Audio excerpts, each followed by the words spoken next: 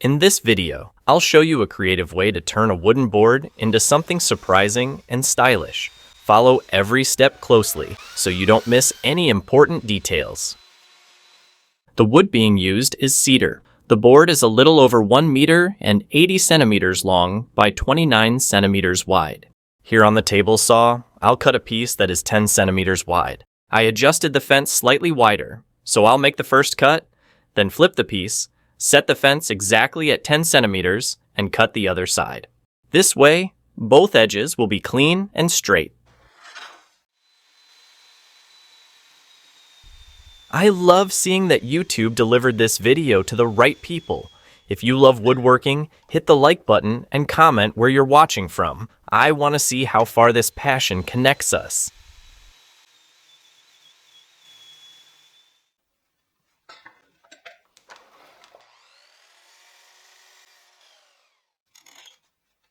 From this, I'll cut 3 pieces, each 58 centimeters long. While I make the cuts, take a moment to check if you're subscribed to the channel and turn on notifications. That way, you won't miss any of the amazing ideas I share here every week. I'll also cut 2 more, each measuring 58 centimeters.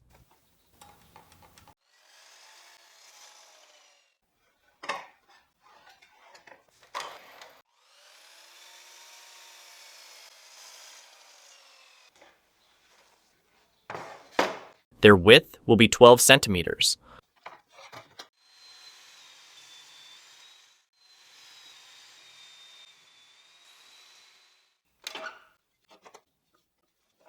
This piece will be adjusted to 5 centimeters in width.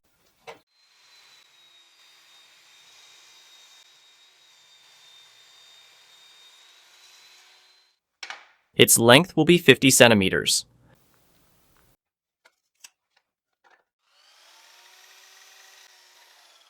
The last piece will be cut to 10 centimeters in width. Its length will also be 50 centimeters.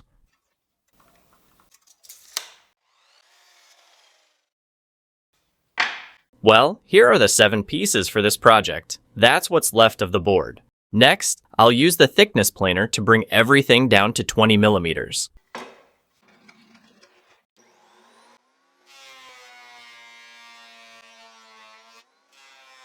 Every time I create a new project, I wonder, will someone try to replicate this idea?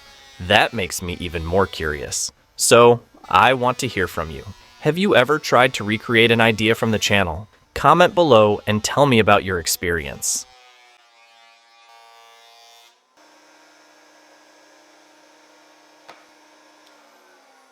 Now I'll make some markings on this piece, which measures 58 by 12. I set the square at 5 centimeters and will draw a line like this. Using the tape measure, I'll mark in the opposite direction at 8, 14, 20, 26, 32, 38, 44, and 50 centimeters. At these 8 points, I'll drill holes using a 25 millimeter Forstner bit.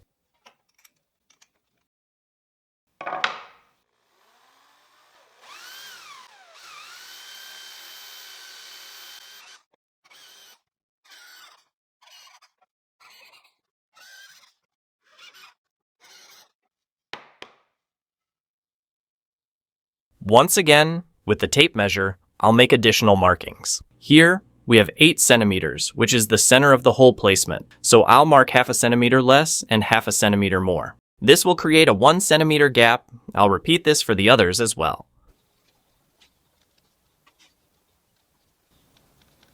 With the square, I'll draw lines where I marked.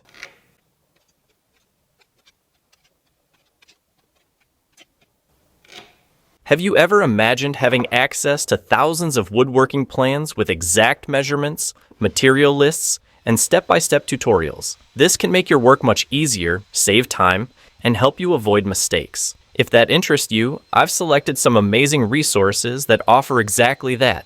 And the best part, some are on sale for a limited time. I'll leave them in the first links in the description.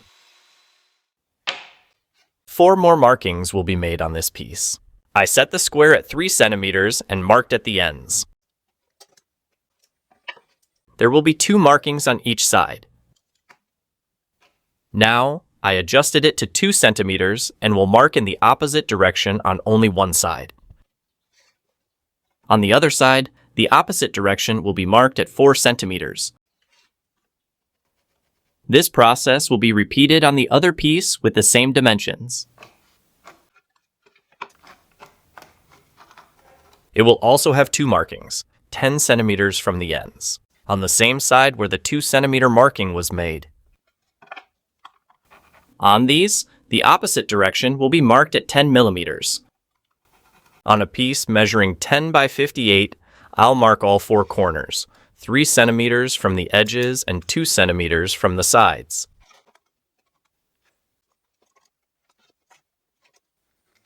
The smallest one will be marked 8 centimeters from the ends. In the opposite direction, I'll mark 2.5 centimeters, which is half its width. For the other 2 pieces measuring 58 by 10, I'll mark at 22 centimeters from the edge. Here and here. In the opposite direction, it will be 2 centimeters. On the other end, I'll mark only one side, 2.5 centimeters like this and 10 millimeters like this. I'll repeat the same process on the piece underneath. Except for this one, all the others will be drilled with a 3 millimeter bit. The countersinking will be done with a 10 millimeter bit.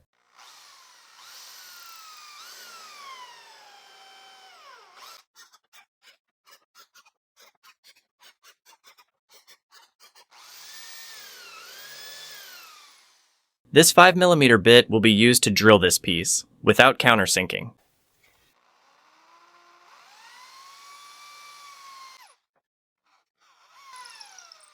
I set up a 45-degree chamfer bit on the router and will bevel all the edges of these 2 pieces, except for the ones facing downward. If you enjoy the content and want to support the creation of new videos and projects, become a member. Your support makes a huge difference and helps me keep bringing new ideas. As a member, your name will stand out in the comments, and I always prioritize responding to you.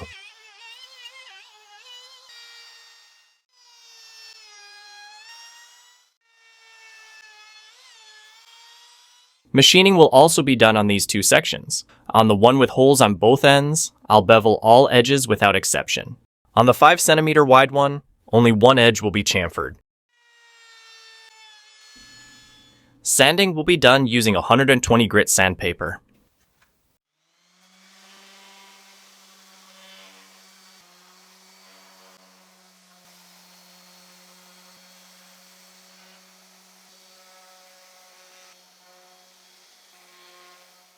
Next comes the assembly. I'll start with these 2 parts, measuring 50 by 10. Each of them has 3 holes drilled.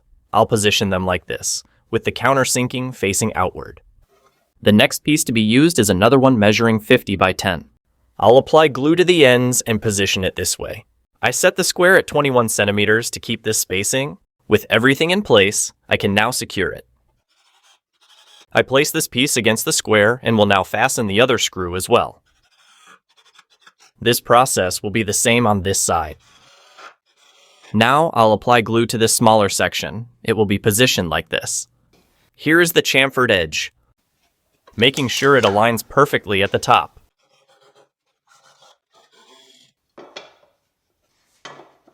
I applied glue here, where the next piece will be attached. This one measures 58 by 12. A 2 centimeter gap will be left at the ends.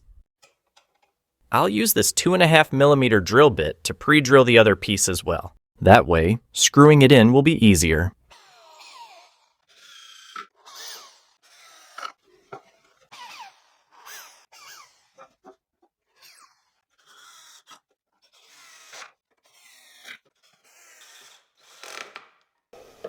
Everything is perfectly squared. If you've made it this far in the video and are enjoying it, leave a like and subscribe to the channel for more creative woodworking content. I'll apply glue on these ends where the next piece will be secured. Here as well, I'll maintain a 2 centimeter gap.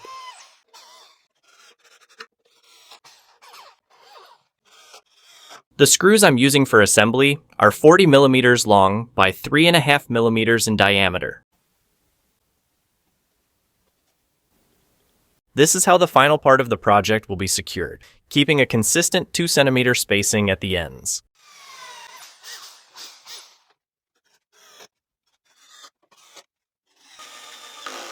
With everything fastened, it's always good to check and clean up any excess glue. I'll use a 10 millimeter dowel to cover the screws.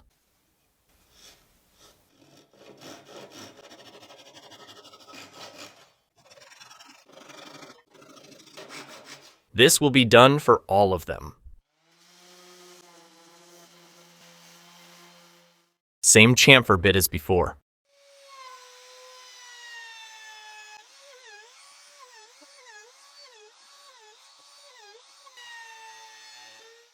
To finish, I'll sand with 220 grit paper.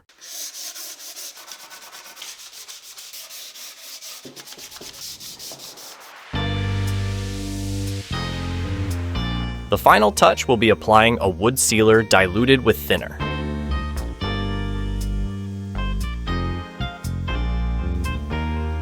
I've handpicked some highly rated equipment that can make a real difference in woodworking. Some are currently on sale, but only for a limited time, so it's worth checking them out. The links are in the description.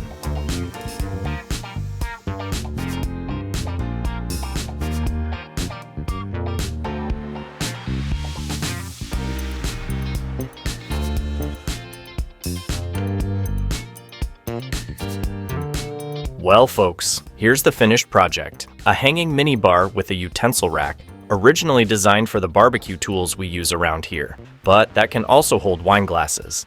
I hope this project deserved your like, and I'd love to get your feedback in the comments. Your friends who enjoy woodworking will love this idea. Share it with them. More amazing projects will appear on your screen. Click and get inspired. Thanks for watching, and see you in the next video.